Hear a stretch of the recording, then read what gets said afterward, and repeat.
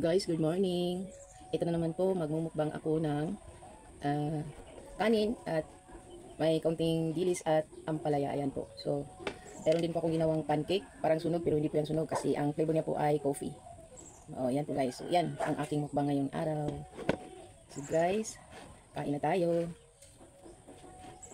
Bismillah. Bismillah.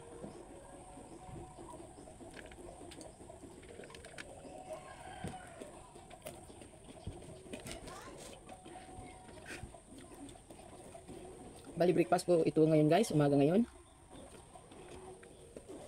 At brown out po dito sa amin.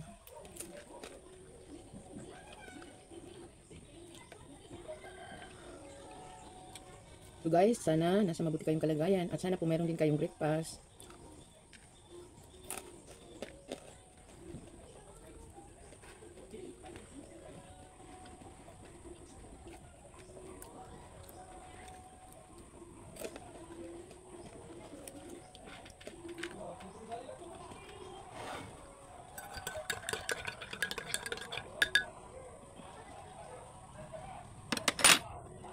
Yan guys, coffee. Yan. Coffee po talaga sa umaga, di ba?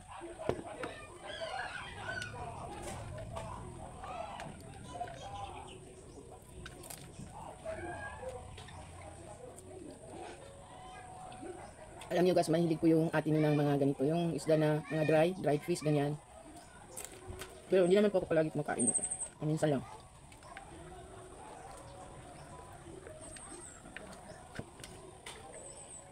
Hilig ko talaga yung mga, sabi nilang bulad ba yan, dain. Yan o.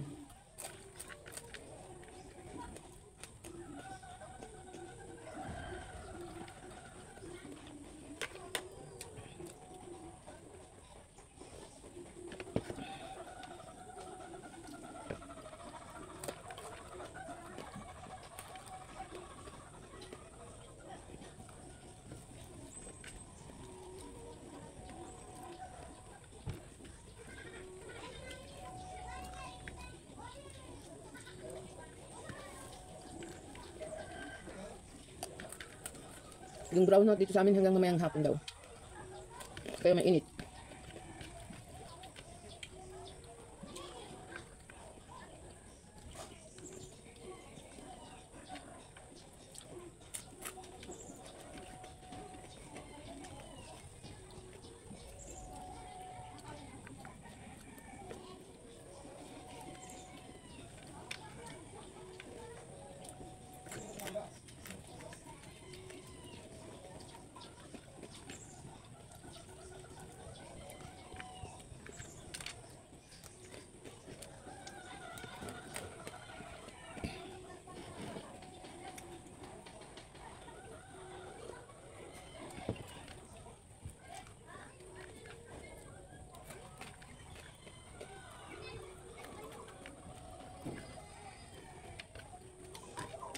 Sana guys, lahat tayo may pagkain.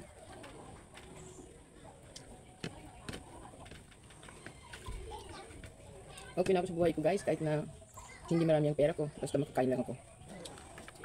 3 beses. Pero hindi rin po ako kumakain ng 3 beses. Kasi tataba po ako.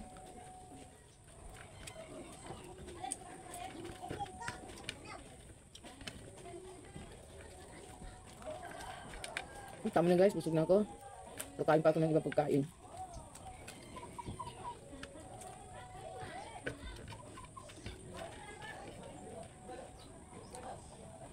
Yan guys.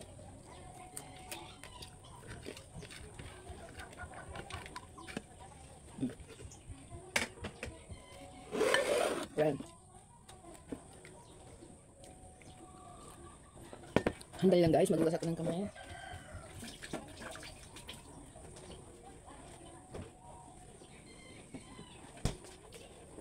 Ito na guys. Balik ako.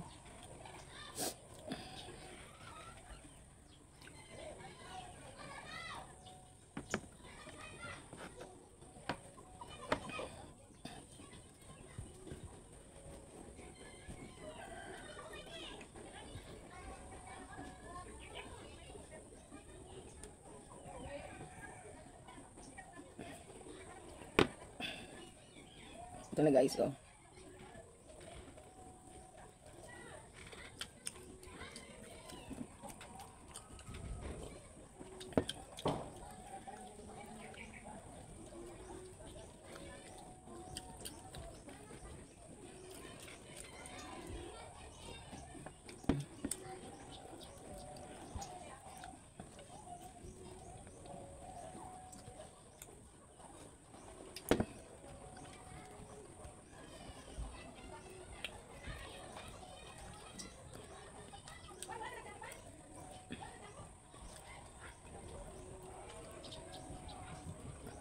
Alam nyo guys, ito minsan, ito yung ginagawa kong palaman sa tinapay kasi hindi masyado matamis. Yung sweetened milk. Yan. Lagi ako merong ganyan. So, mm.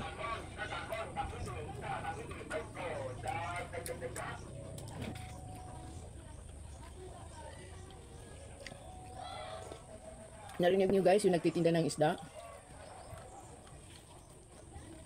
Pero hindi po diya bumibili yung atin nyo. Kasi mahal po sila magpabili. Samantalang yung doon sa KCC Mall, kalahati lang ang presyo, mura doon. Kaya doon po ako bumibili. Gulay ganun din. Yung gulay na, yung cabbage, yung repolyo, yung binibili ko sa palengke na 30, diyan sa kanila, mga hindi pa mag-abot ng 50. Siguro mga 12 pesos, ganun. Kaya doon ako bumibili. Ganun din yung, basta lahat ng gulay nandyan. Kasi ang balita ko sa mall na yan, kaya murang-mura, barato, pinakabarato daw. Ay, ang balita ko yung may-ari, kanya lahat, meron siyang farm na para sa mga gulay. Meron din silang farm na yung mga manok, ganyan. Kaya yung itlog nila, halos kalahati lang diyan sa presyuan diyan sa palengke. Mura lang talaga, kaya halos yung mga tao doon na bumibili. Kasi kanila din daw yung farm ng mga manok. So, siguro, tama masyado yung kanilang, naging plano na ganun. Pati yung, yung isdaan, parang kanila din, mayroon silang yung malaking bangka ng mangingisda, kaya mura lang talaga yung isda nila at lahat ng uri ng isda ay nandyan.